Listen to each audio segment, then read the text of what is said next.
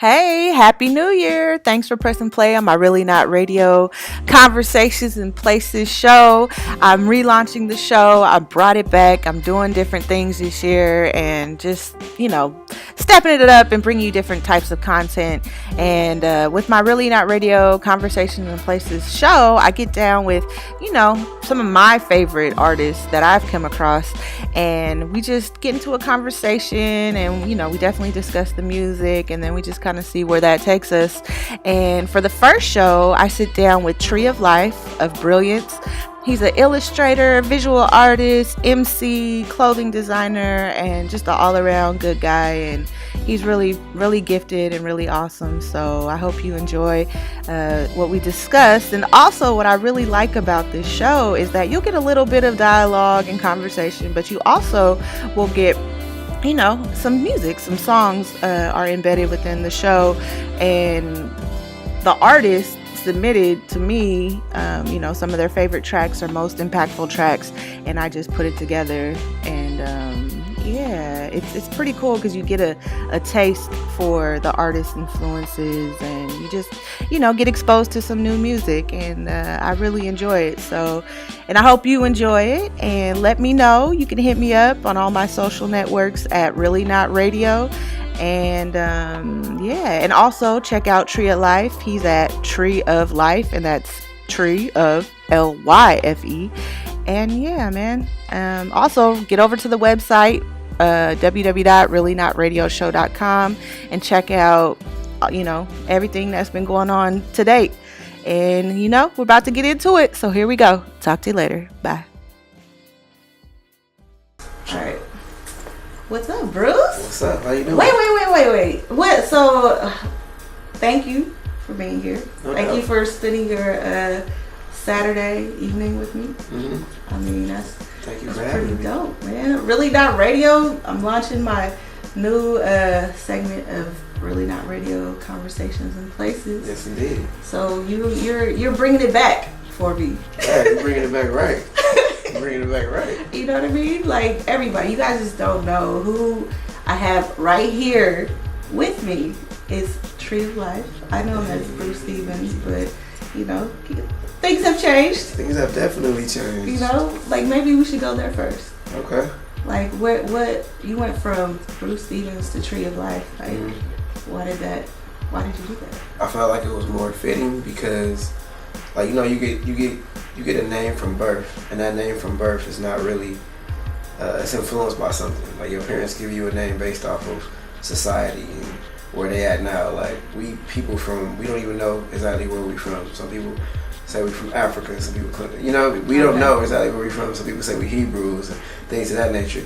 So when you get a name, I got a name that's Bruce. That name didn't feel like it fit me because it's not a name that's associated with people of my color. So I felt like I didn't want to put that name on myself, especially in this matrix that we exist in entertainment. It's a matrix, it's not real. Okay, well, explain that a little bit. What do you mean? Like, let the people know what do you define as a matrix for this entertainment game that we're both in? That you're a part of. You're an artist. Yep. You're a digital artist. You're an illustrator. Mm-hmm. You're a designer. Mm-hmm. So, yeah, just speak on those. A matrix to me is something that's fabricated, something that's created, something that's not real. So like you got a lot of different things going on in the industry that's not real. You got a lot of people calling them, they have an image. Let's go there. People are like, this is my image. This is what this person's image is. When you build an artist, you build them up based off an image. Like, so that itself is putting you in a fake paradigm. Right. So that's how I look at it. Like the hip hop and everything has became, and it started off even as something where people can actually do something different than the actual reality was. But now it became something that was so fabricated or whatever and so set up to feed the masses of people a certain ideal. So I felt like to be in this world and to be in my own world, I felt like I needed to have a name that I identify with personally on a spiritual level and on a physical level, because the Tree of Life has different connotations. Tree of Life means in the Bible the tree that Adam and Eve could have got to that could have gave them life again. Okay. And I felt like the only thing that I really appreciate is life. That's all I know is life. Interesting. So if I can get back to that tree, then maybe I can start enjoying this life again, and I can get to the real life that's beyond all matrices. Right. What aren't you enjoying about this life? Like, is it because it's too fake? Is it too... I don't enjoy the fakeness. I don't enjoy putting on a show all the time. I think just having things be natural was, being a child when you're in your most natural state was the best place that I could possibly be. And I reminisce on those times and I miss those times. And like, I used to go up to people and be like, hey, you shouldn't smoke. And I was like a little man when I was like little, you know what I mean? Like, I was like super smart when I was a kid. So what age was that about? Shoot, you would say? 4, 5, 6. Wow. You know? So you were a boss at that age? Like, you already knew what life was all about? Like, you already knew what life was all about? What? I know what it was all about. I knew things, and it was like, and I didn't have to have nobody tell me that. Nobody told me smoking was bad. I just knew it. Nobody needed to tell me that. I mean, so what was that? Just like a God-given gift, or like? Yeah, I think children are closer to God. They're more natural, more pure. They don't know anything. You have to be taught things, right, by other grown-up adults that think that they know something when they really, most times they don't, because they just going along with one of the matrices that they was put in place with. Yeah. Okay, so you said 4 or 5. When did you like get into music and know that you were gifted? Because you know you're gifted, right? I think so. Like, your work is crazy. Thank you. Your work is crazy. So when did that come about? Yeah, like was it around 4 or 5 when you knew that you had these gifts, or when did you start developing? No, I was more into art then. I was just drawing. I used to draw all the time, which I feel like is another form of art. Like Kanye, artist, Chris Brown, artist, and I mean artists as in they draw. Yeah, they actually visual artists like crazy. They get down. So I think it's something that is any artist that knows how to create knows that it's just different ways to express yourself. Just like photography, pictures, and all type of stuff. So I think that was just my first, my like entrance, intro to into the art world. So it was drawing. Like, what kind of medium did you use? Was it just sketching? Was it like copying, like, you know, images and books, or did you freehand stuff? Like, I did all of that, but for the most part, like, it started off with just coloring books. I was all into coloring books. Were you in between the lines, or were you out of the lines? I was in the lines. That stuff looked good. You guys, my mama. What? I feel like my coloring was good. Okay. I mean, I don't have none of my older books. She might have some, but I was in the lines. I was neat with mine. Okay. All right. Well, that's pretty cool. So then it went from art, and then what was the next thing? What did you progress into? The next thing was like I was infatuated with cartoons and animation. So like I wanted to draw everything that I seen. So then I would start drawing what I seen in the comic books, and then I got into like I was really into Batman heavy. Me and my boy Tony Harrell, we was both into that super heavy. So we used to always just draw whatever we seen, and then eventually I just started getting good at it. And then I was like, man, that's something I want to do for real. So did somebody tell you were good at it, or you just believed in yourself that you were good at it? Like, I just believed in myself because I felt like I seen stuff, and then I would imitate what I seen. I would draw. Like, I remember when Aladdin came out, I used to always draw pictures at school, like elementary and stuff. And when different Disney movies would come out and my mom would buy the tape, I would draw whatever cover was on the tape. Beauty and the Beast came out, I drew that. Little Mermaid, I drew that. Wow. And people would always be like, man, it looks so much like the actual cover. Wow. And so then I just started doing it more because that was more encouragement for me to like keep going. For sure. And then so when did you get into music? Music came super late. Like I was like 16 and a friend of mine at the time like was freestyling in the car. We was driving to school, and then he was like, hey man, freestyle with me. Let's freestyle real quick. He threw. And was this in Detroit? Because he's from Detroit. Everybody. D-Town? Is that what they call it? Yeah, Detroit. What up, though? But yeah, we was actually going to Ann Arbor because I went to college early. Oh, okay. And I went to Washington Community College. So when we was on our way there, that's when he asked me to freestyle in the car. He freestyled something. He put a beat on or whatever. I can't remember what the beat was. And I just was going. And he was like, you ain't never did this before? I was like, nah, this fun though. Do you remember what the beat was? I don't. Dang, that's crazy. Right. I don't. So you were just gassing? I was just going. That's And he felt like I was lying. Like, you had to have done this before. You too natural. So that at just it. so that just came natural. natural. Wow. What were some of your like earliest influences? Like, oh man. Like, did you grow up in a home that was like full of different types of art? Like, you know, what did you have a parent or like a relative, like your grandparents that were into art or was artistic in some way? My father, he was really into music. He used to always play me different music. The Temptations, he was friends with David Ruffin. Oh wow. So he used to kick it with him all the time. He used to actually pick my dad up from school and stuff like that. So my dad was like really into music and he would play me like different songs and like, listen to the story. Like I was into the stories of actually what they was talking about. And that's what just kind of like stuck out to me because we all got a story. Right. So I was just like, man, this is deep. Like certain men or whatever talking about their experiences with their girls and how they loved them and just, you know, my dad was all into that type because that's what was his time. Like soul music, yeah, when people actually talked about love and all of that. So that's where it really stuck with me. Okay. Music. Okay. And then so it was a lot of Motown since you're from Detroit? For sure. Or was it, you know, yeah, so that's pretty much all he listened to? He listened to Motown, but my dad listened to, you know, it was a lot of Motown, but there was a lot of guys that wasn't Motown, like, let me see, Marvin Gaye wasn't Motown, but, you know, that was playing in the crib for sure. Yeah, he was the one. Yeah, it was a lot of different stuff.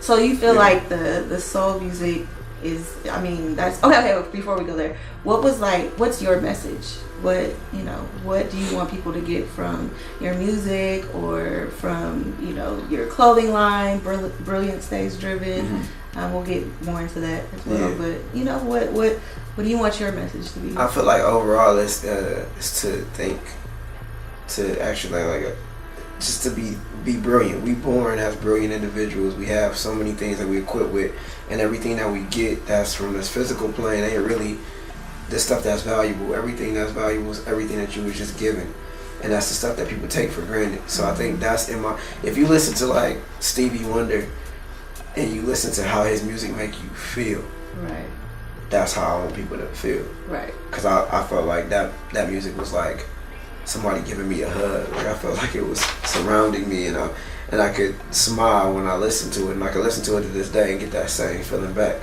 Okay, so is that where you got you're saying, you know, the soul hop for the hip souls? Is that kind of all connected? Like, yeah, it's definitely all connected. I mean, I feel like throughout the years it developed itself, and it didn't start like necessarily with Stevie, but it started with that feeling that I get from that type of music, the feeling that Michael gave everybody, where people would be crying when they hear his music or crying when they go see him in person, is because he made you feel something. Right. And I want to make people feel something. Right. Because I feel like right now a lot of people just are, I don't know, are they feeling it? Because like the music, the mainstream music, I don't know, I feel like it's pretty soulless. There's no, you know. But I feel like you're gonna feel either side of the spectrum. You're gonna feel nothing or you're gonna feel something. Yeah. So I think right now a lot of people is feeling a lot of nothing. Right. But they still feeling something, and they might be enjoying it, because a lot of times whatever we addicted to, we run to those things, even if they're not good things. Mm-hmm. So if somebody is giving you something that you really shouldn't have, but you want it, you're gonna enjoy it at the time. Right. You might not realize until later that you should have not. Yeah, mess with that. Mm-hmm. Like, what's a typical day for you? Typical day. Yeah. What do you you know? What gets your mind right every That's day? a good question. To you know, go out and spread your message and giving people something to feel like. What's your typical day? My typical day consists of going to sleep, because I think I start with that, because when you go to sleep I have these crazy vivid dreams, and then I wake up feeling in whatever mood that dream put me in. Okay. So sometimes I feel like I'm coming out of another reality, because it's so deep how that dream is, and I feel like I'll be just gone for like a long time, and then I come back and I'm like, all right, I'm back here. And then if the dream was a bad dream, then it has me like upset. If it was a good dream, it has me motivated. Do you remember your dreams? Oh yeah. What? Not all of them. All right. Okay. So you remember them? I remember most of them. Wow, that's crazy. I never remember dreams. Yeah, that junk is crazy. Like I just had a dream the other day that was super vivid after that Jay-Z concert. Ooh, that's right. I remember you were telling me about that. How was the Jay-Z concert? Man. Like, was he like killing? Was he? I mean, what was your experience at that? Man, speechless. I think my respect for him just raised to a different level. Just as being a person who's involved in making music and performing for people and stuff like that, to see all of that music span over all of that time and him to remember everything. Like it's dudes that's new in the game that can't remember what they just wrote. Right. Like a year ago or months ago. And he's remembering like 20 something years worth of material and going through it like it's nothing. I feel like that's what makes a great performing artist is people that can remember, like just bust all their, everything. Like that just shows like you're a true performing artist. Yeah. Like it crazy memorization skills. I've noticed that about like real, artists that can perform. Yeah. So that's pretty cool. He's pretty dope. Yeah. What is the most difficult thing you've had to overcome as an independent artist? I don't know if I overcame it yet. Or yeah, like what's like, I mean, in your daily dealings, like how do you said you dream that puts you in a right mood for the day, but like what inspires you to create? Like how do you, I think what's a positive, creative session for you, I guess? A positive creative session. You know what I mean? Like that gets you just in that mood to just like, you're about to make a hit. You never know if you're about to make a hit, in my opinion, because I heard some hits. I'm not gonna lie. Thank you. I'm glad you heard that within those songs. Right. But I never know, like, cause I'm super critical over everything, and I want everything to be perfect. Like, I was like that. My past, how I grew up, I feel like has a big part of perfection and how I want to be perfect and things of that nature. But I think to me, perfection be achieved? Hey, I don't know if it can be achieved in this form. I feel like we can be the best person that we could possibly be. Our imperfections can be perfect in some ways. It's just how we use what we given and what power we put behind it. Like if we put more power behind our negative qualities, then our negative qualities is going to shine out more than our positive qualities. Exactly, let me tell you. So I just try as much as I can to focus, and the biggest inspiration is Mohini, my best friend, is like my biggest motivation in that, because she just like flawlessly just is a great person. And I'm like, dang, I wish I could be as good of a person as she is. Aww. You know what I mean? I love it. It's just, it's real though, because it's people have different ways of putting their influence on you, and that was a great influence, because there was so many things that I did. Even as a child, I said something to her in school, because I've been knowing her ever since elementary school. Yeah, you were saying some years. Yeah, some years. Decades. So when I said something to her one time, because I told her that if she didn't believe like I believed, that she wasn't going to live forever, because I was raised as a Jehovah's Witness or whatever. So her reaction to it, and even wanting to still be my friend after that, was amazing. Because if somebody told me like, if you don't do what I do, you're going to die, I'd be like, fuck you. Right, like conversation over. Yeah, right. Like, all right, well, get out of my face then. But that right there always stuck out to me, and it's just things like that kind of inspired me to try to be a better person, because we always learning. We never know. We think we know something, but everything is just a stage. And somebody told you what you know up to this point. How much of it did you research on your own? How much of it did you actually find out for yourself? Right. You're so deep, dude. Like, I don't know. There's a lot of people that are so surface. Like, they're not like you. Like, you got something special. Thank you. So, I don't know. Keep it going. Keep it going. Keep staying around your best friend. Because, it's all about the associations that are the people that are around us will determine our success. So, you're definitely successful. You're definitely a star and super gifted. Thank you. It's crazy. Well, tell us about Brilliance. Brilliance. So many different areas of Brilliance. Brilliance is my baby from another perspective, because like I wanted to encompass art, music, fashion, and everything into one term, and all of that stuff to me is just different ways of showing how brilliant you are. Mm-hmm. Like when I mentioned Jay as being brilliant in what he does, that's like an understatement as far as what that man has achieved in this span of being involved in hip hop. And I feel like when you have certain designers that have took over an entire section of culture for a certain amount of years, that's brilliant. Like you understand the thought process that has to go into thinking for other people, and then people actually being attracted to the thoughts that you brought to the table, and then riding out with it for 4 or 5 years, even 2 years. That's a lot. That's a lot of time. That's 365 days times 2. Yeah. What are some good attributes in people like that they should have to be on the Brilliance team or to be around you? Like, what would those people need to? They would definitely need to believe in themselves and to understand that, like, only other people can help you out so much. Yeah. I can't, like, I feel like a lot of people come to different scenarios and situations wanting help. Mm. I want people who can help themselves, and as we come together as a team, we just take it over. You know what I mean? Because I don't need to bring you up because you already here. Yeah. If I gotta pull you up, then that's taken away from me pulling myself up. It's just like when you get in the airplane and they tell you put your mask on before you put somebody else and put their mask on. I want people that come to the table at Brilliance to have their mask on already. Mm-hmm. Bring something to the table. Bring something to the table. Yeah. So, so with Brilliance, stage driven, what does it entail? Like, I know it's apparel, and so just speak on that a little bit. Alright, so Brilliance Stage Driven was like the first branch out of this vision that I had, because I felt like people of color sometimes are looked at like we less intelligent. And like when you grow up, everything that we kind of influenced to do is always like not smart. It's like when you smart, you get teased or something like that. And I always grew up a smart kid. Yeah, like if you're educated, you talk talking white and like shit like that. So I was like, man, I want to bring something to the table so that I can influence young people of color or whatever to understand that your whole history is flooded with brilliance. Yeah. Most of the things that we use today, you wouldn't have those things if it wasn't for people of color.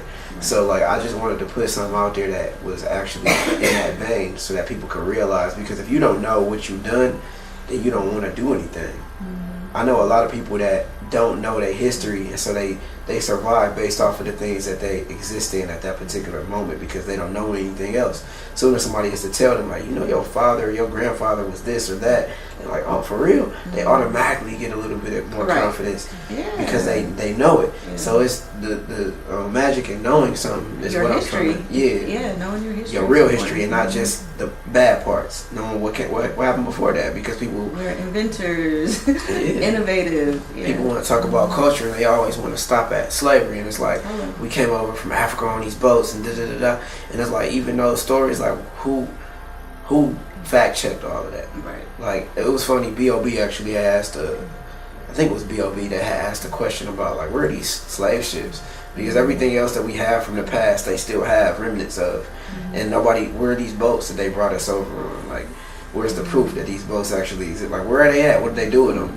And I thought that was a pretty intriguing question. Like, not to say that it didn't happen and that we didn't come over on boats, but where did they go?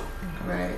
They burn them up? Did they burn them up? Like, yeah. What just got happened? rid of it. So I feel like Brilliance, which started off as Brilliance Stage Driven, and now I'm formulating and restructuring the company to be Brilliance Limited, because now I'm just doing limited edition items. Oh, okay. And the line is going to kind of change up a little bit. What kind of items do you have available? We got t-shirts, we have snapback hats, we have pullovers, we have women's crop tops. Yeah, it's all fly too. Dope colors. Thank you. Yeah, we've been trying to get as many things on the map as we possibly can with it at this point. And I noticed your latest, I guess, tagline is damn, we love some stupid shit. Yes.